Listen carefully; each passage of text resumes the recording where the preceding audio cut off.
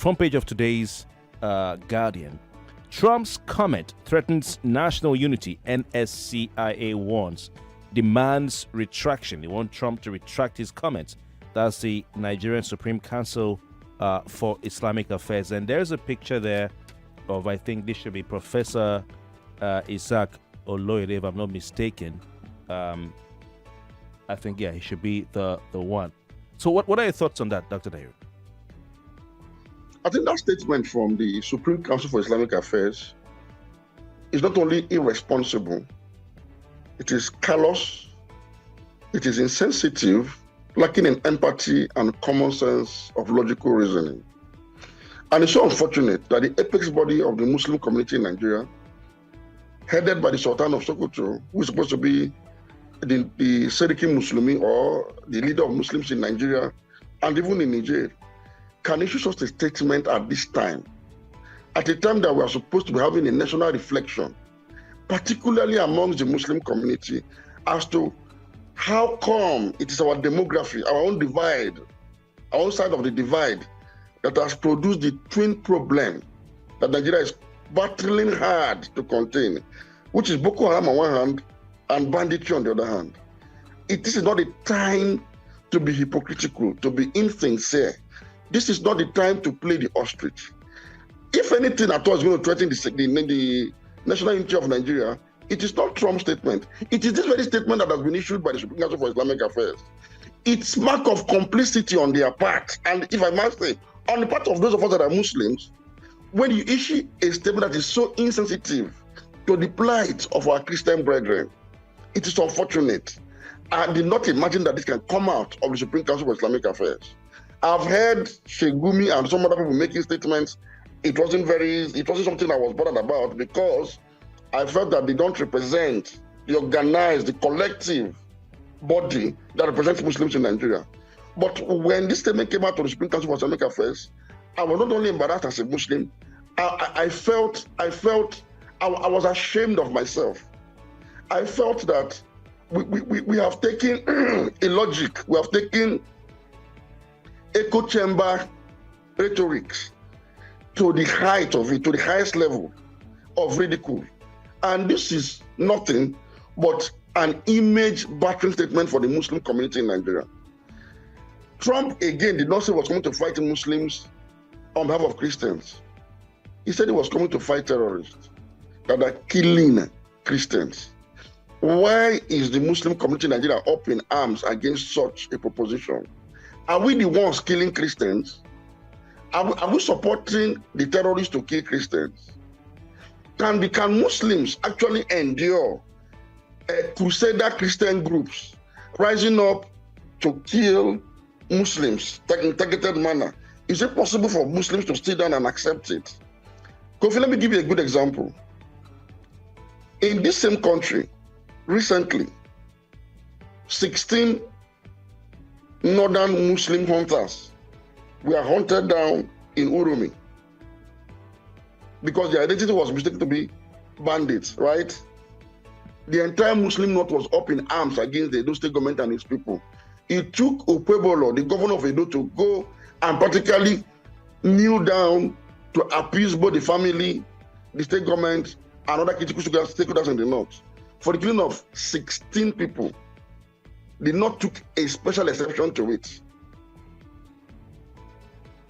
I didn't hear the Supreme Council for Islamic Affairs making this statement to say, no, it's part of the ongoing crisis in the country that consumed these 16 people. No.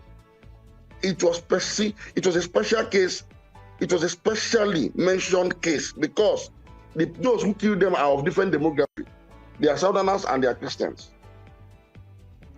I also remember vividly when the woman Fatima was killed in Anambra by IPOB elements along with her 4 children. The Anambra State government had to go the extra mile to appease both the family, the other community in Anambra State, and the entire country by showing the seriousness with which the government takes that killing. Even when IPOB elements were killing hundreds, if not thousands of Igbo people in Anambra State. You recall, Kofi, a year or 2 ago, there was an attack on a northern dominated market in Ibadan, if you recall. when that attack happened in Ibadan, and most of the casualties were northerners, a delegation of northerners came to Oyo State to ask questions why. Northern governors of predominantly Muslim states, whose people were targeted, came to Ibadan to ask questions. The governors of the southwest, led by then Akeredolu late now, had to take the initiative to rein in their people, made arrests just to pacify the north. It happened in this country. All right. Okay. So when Christians now complain that jihadi groups that are Muslim in outlook, bandits or killer herdsmen that are Muslim in outlook, are killing them, and the numbers are rising to genocidal proportion, a group like Supreme Council for Islamic Affairs should be more concerned about the fact that people within their demography have gone this level of rogue to the point that Nigeria is battling insecurity that emanates from your own demography. Boko Haram members are Muslims. Bandits are Muslims. That should be a concern to the Sultan of Sokoto, who should be at this point be at the forefront of carrying out the necessary reforms that will roll back radicalization and indoctrination that has led to jihadism in Nigeria. But displaying the ostrich, I am so disappointed in him as a Muslim. I'm so disappointed. And I want to call on the government. Enough of this politics. President Tinubu should sit up and stop playing politics with the lives of Nigerians. Okay.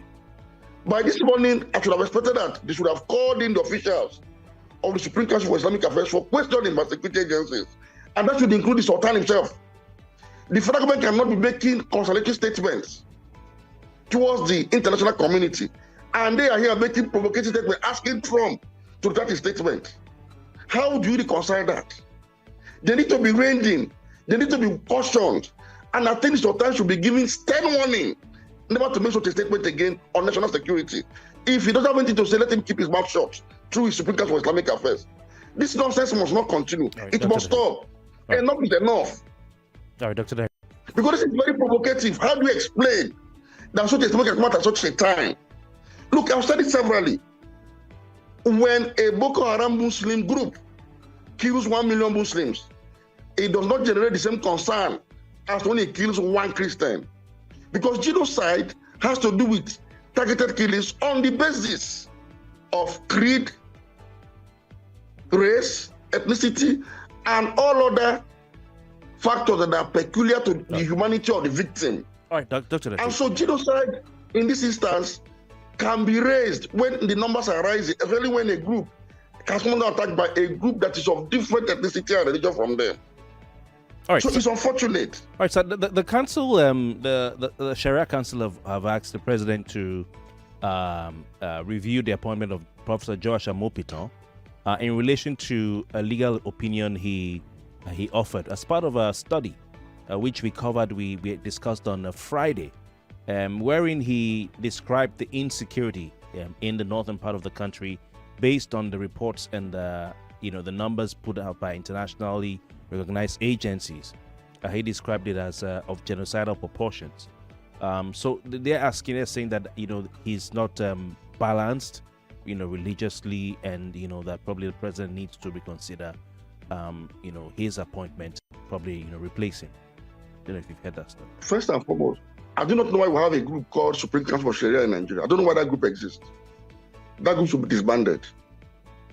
And the statements that have come out of that group has been irrational, provocative, as if somebody wants to plunge Nigeria into a sectarian warfare.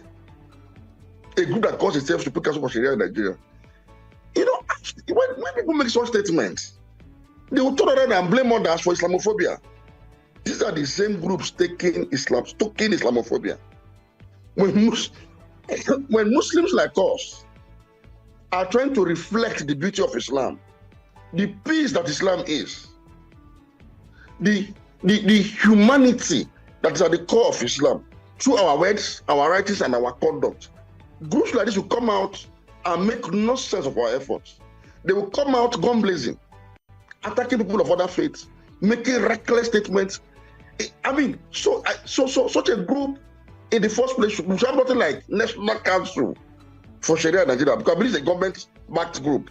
Somebody's entering salaries from the collective participation of Nigeria under that aegis, and all they do is to issue such provocative statement. So I'm starting my comment today on this matter on the fact that group should be scrapped.